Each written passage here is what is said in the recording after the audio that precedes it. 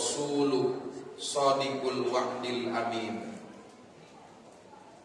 Allahumma sholli wa sallim wa barik ala sayyidina Muhammadin al-fatihi lima ughliq wal khatimi lima sabaq nasiril haqqi bil haqq wal hadi ila siratikal mustaqim wa ala alihi haqqa qadrihi wa miqdarihil azim.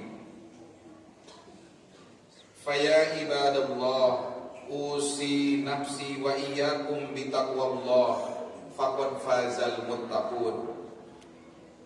Faqad qala Allah ta'ala fi kitabihil azizil karim, a'udzu billahi minasy syaithanir rajim, bismillahirrahmanirrahim. Wa qadayna ila bani Israila fil kitabi latufsidunna fil ardi marrataini wa lata'lunna uluwan kabira. Fa idza jaa wa'du ulahuma ba'athna 'alaikum ibadan lana uli ba'sin syadid fajasu hilalad diyar wa kana wa'dan maqmula. Shadaqallahul adzim wa shadaqa rasuluhun nabiyul karim wa nahnu ala dzalika minasyahidin wasyakirin walhamdulillahi rabbil alamin. Hadirin sidang salat Jumat rahimakumullah. Bersyukur kita panjatkan kehadirat Allah Subhanahu wa taala.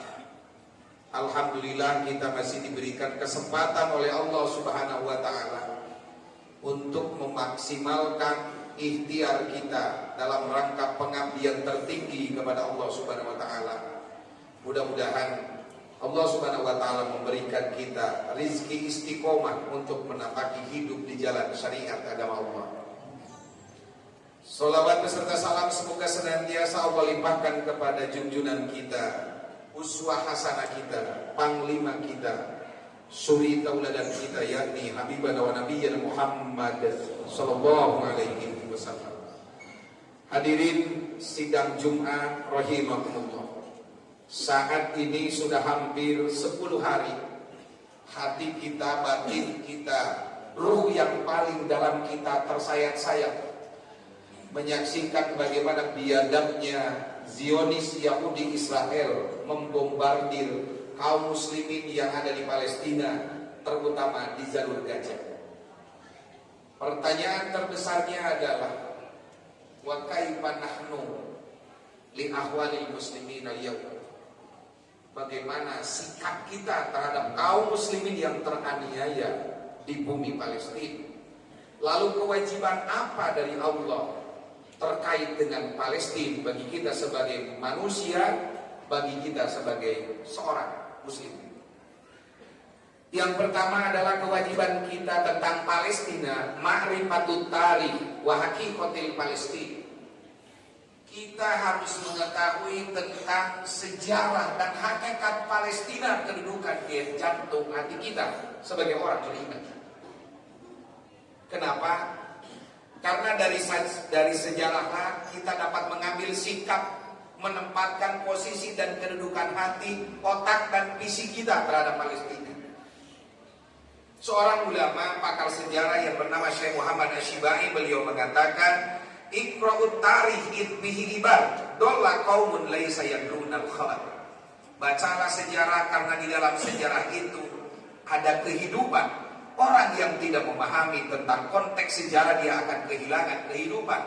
Dia kehilangan ruh perjuangan, dia akan kehilangan agama dan kehilangan negara. Maka yang pertama kewajiban kita adalah memahami tentang sejarah. Yang pertama, Piha ardul muslim min hinil anbiya. Tanah Palestina adalah negerinya orang Islam semenjak para nabi. Nabiullah Ismail sebelum beliau hijrah ke Makkah Al-Mukarramah lahir di Palestina. Nabi Isa lahir di Palestina. Nabi Musa juga pernah ke Palestina. Jadi Palestina adalah tanahnya para anbiya, wakaf umat Islam sejak para anbiya yang mesti kita pertahankan. Dan satu-satunya negeri di penduduk bumi ini yang masih belum bebas dari kungkungan penjajah adalah Palestina. Yang kedua, fiha ardul muqaddasah. Di Palestina itu ada tanah suci. Nilai kesucian Al-Quds, tanah Al-Quds adalah sama dengan kesucian kota Makkah Al-Mukarramah dan sama dengan kesucian kota suci Madinah. Dan yang ketiganya adalah tanah Al-Quds. Jadi di sana ada tanah suci umat Islam yang wajib kita bela dengan apa yang kita punya. Yang ketiga, pihak Al-Masjidul Aqsa di Palestina, tepatnya di Yerusalem yang hari ini menjadi ibu kota Yahudi, ada Masjid Al-Aqsa. Kenapa dengan Masjid Al-Aqsa? Masjid Al-Aqsa adalah kiblat pertama umat Islam selama 16 bulan. Rasulullah semenjak diperintahkan untuk ibadah sholat, maka kiblat yang pertamanya adalah menghadap Baitul Muqaddas selama 16 bulan. Yang kelak di kemudian hari menghadap kiblat itu dinasah dengan ayat fawalli wajhaka syatrul masjidil haram. Dan yang kelimanya adalah fiha masra Rasulillah sallallahu alaihi wasallam. Di Masjidil Aqsa lah tempat perjalanan Isra Mi'raj Nabi Muhammad sallallahu alaihi wasallam, sebagaimana digambarkan oleh Allah dalam surah Al-Isra ayat 1, subhanalladzi asra bi 'abdihi lailan minal masjidil haram ilal masjidil aqsa alladzi barakna haula linuriyahu min ayatina innahu was-sami'ul basir. Jadi di sana adalah tempat yang sangat bersejarah. Kita bisa menikmati hidangan Allah dengan melakukan sholat fardu. Itu dijemput dalam rentetan perjalanan Isra Nabi dari Masjidil Haram ke Masjidil Aqsa, lalu Mi'raj dari Masjidil Aqsa menuju langit ke-7 sampai di Sidratul Muntaha.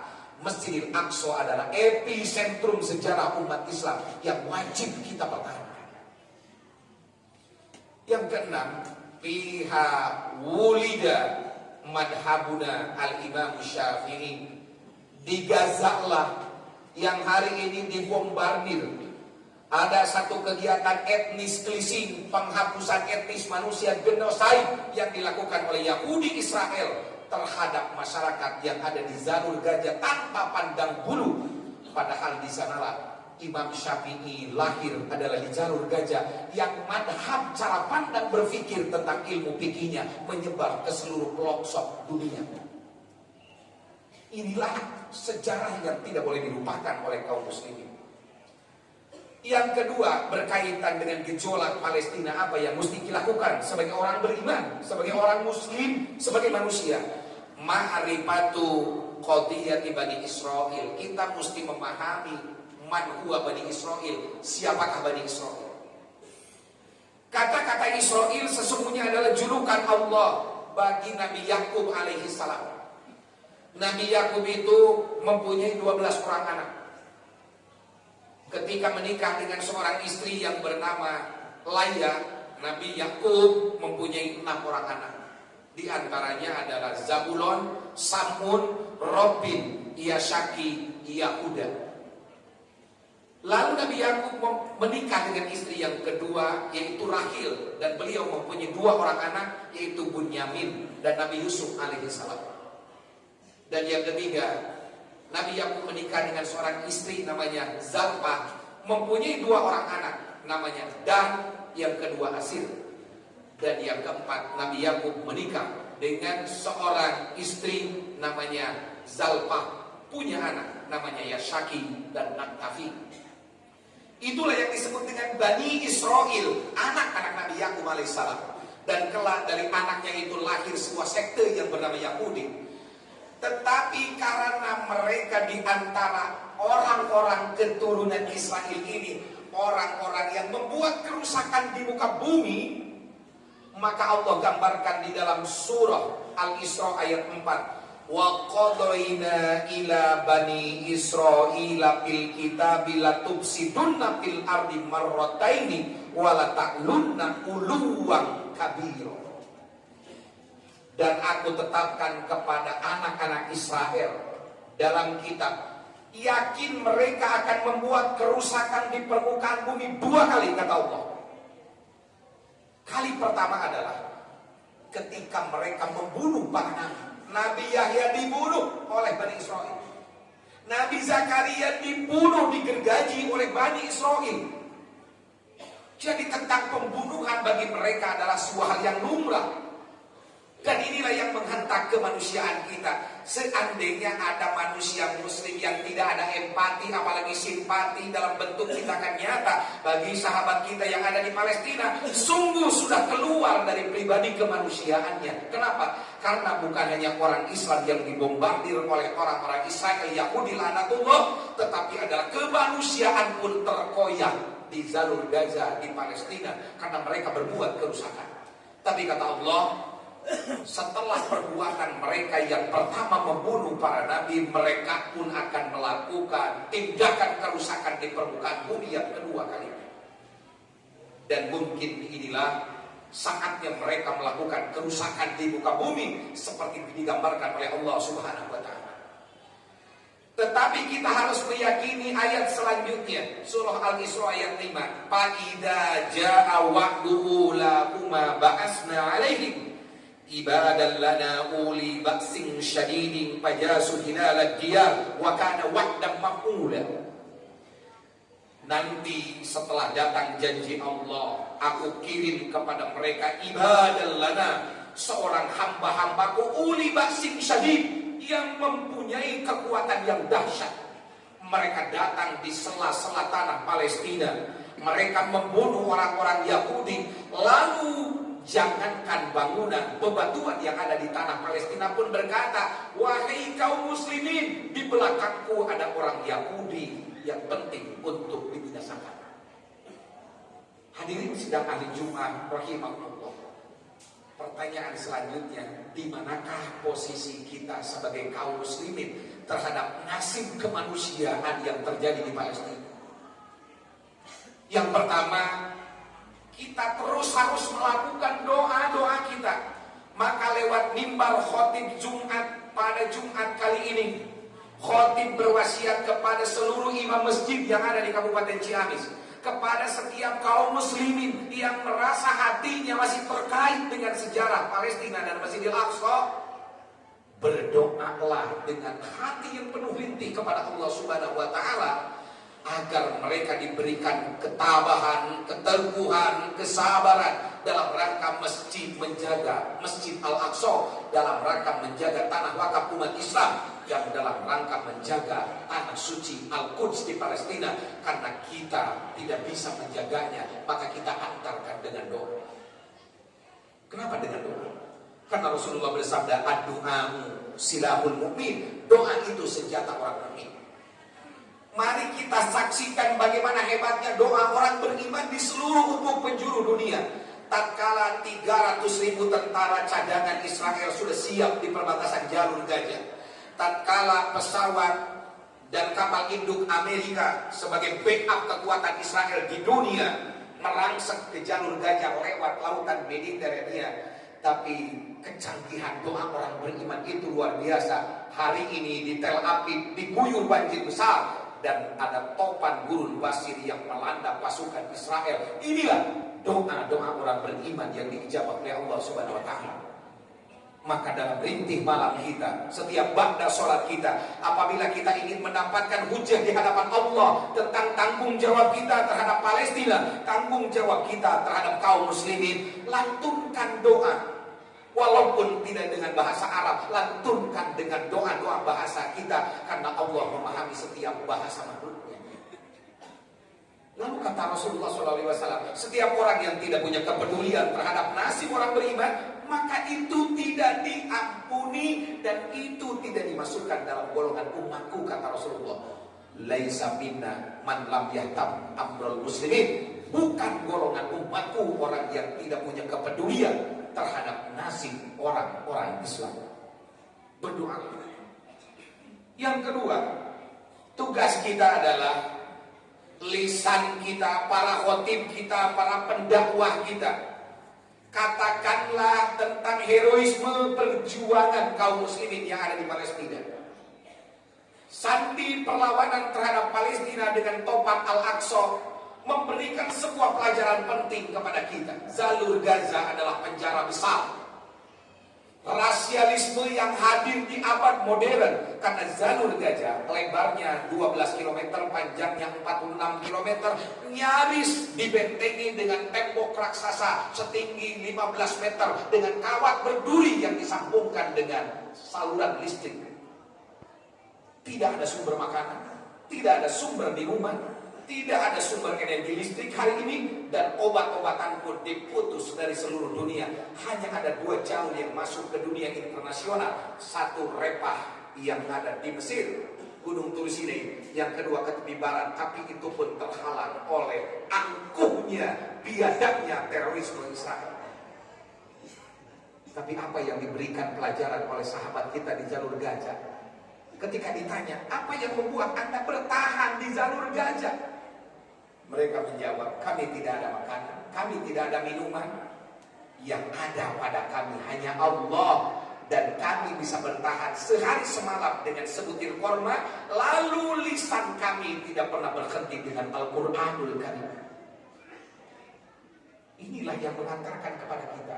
Negeri kita ini adalah negeri yang hijau rarong, yang terbentang dari Sabang sampai Merauke, yang kandungan alamnya sungguh sangat luar biasa.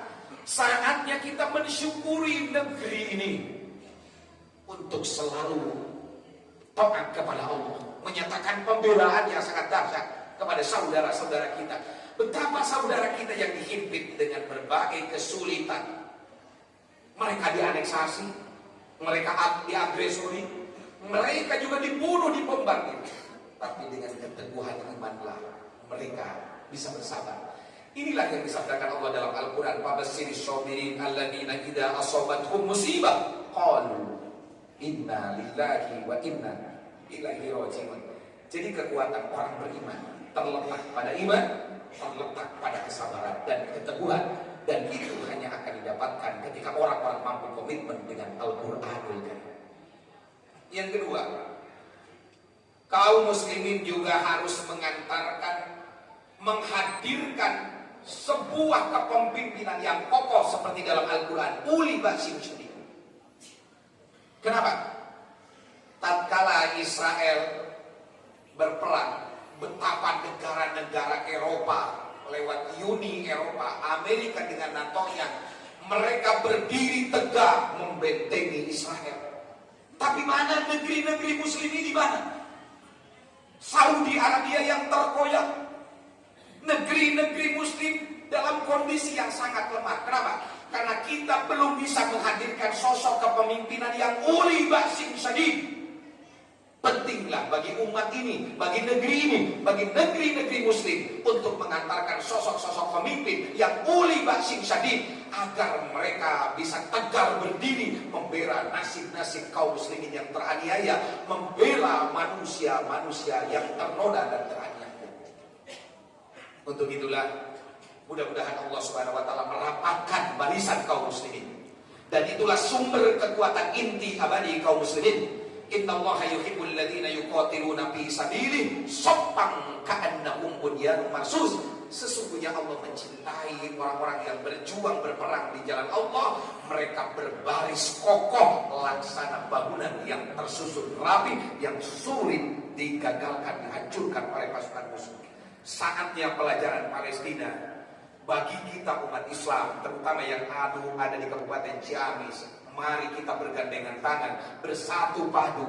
Beda ormas, beda pilihan partai politik, beda pesantren, beda OKP. Mari kita satukan agar kita punya kekuatan yang hebat. Dan karenanya pertolongan Allah selalu turun di atas persatuan. Ta'yidullah ala quwwatil jamaah. Pertolongan Allah itu selalu datang dengan kekokohan jamaah. Mudah-mudahan Allah Subhanahu wa taala mentakdirkan kita menjadi manusia-manusia yang punya andil walau sedikit untuk menjadi pembebas Palestina. Barakallahu li wa lakum wa li jami'il mu'minina wal mu'minat wal muslimina wal muslimat innahu huwal ghafurur rahim.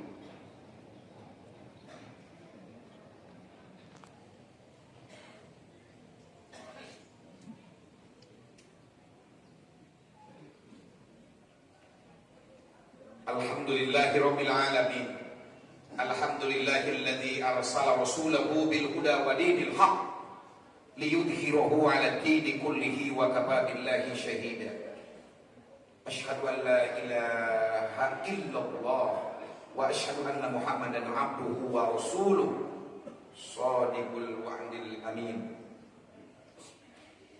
Allahumma sholli wa sallim ala sayyidina Muhammadin wa ala alihi wa ashabihi ajma'in. Fa ya ibadallah, usi nafsi wa iyyakum bi taqwallah, faqad fazal muttaqun. Innallaha wa malaikatahu yusholluna 'alan nabi ya ayyuhalladzina amanu shallu 'alaihi wa sallimu taslima.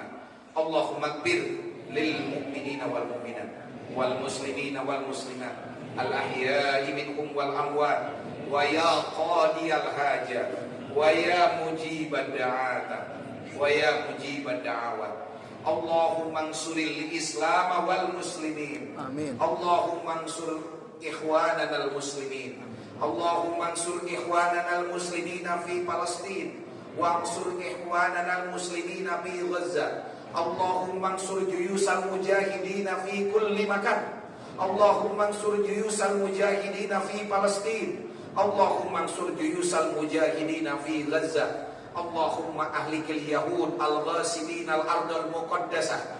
Allahumma ahlikil yahuda Israel.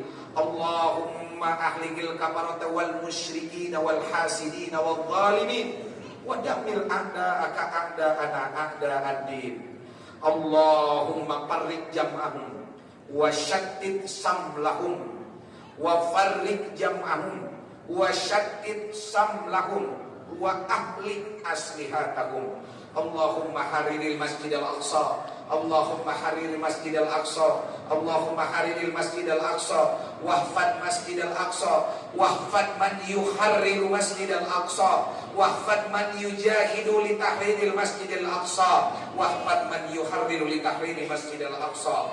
Allahumma a'izzal islam wal muslimin wa tudillal kafirin wal hasidin wal zalimin wa dammir a'da'aka a'da'ana a'da'adi bihaqqi rabbil alamin walhamdulillahi rabbil alamin.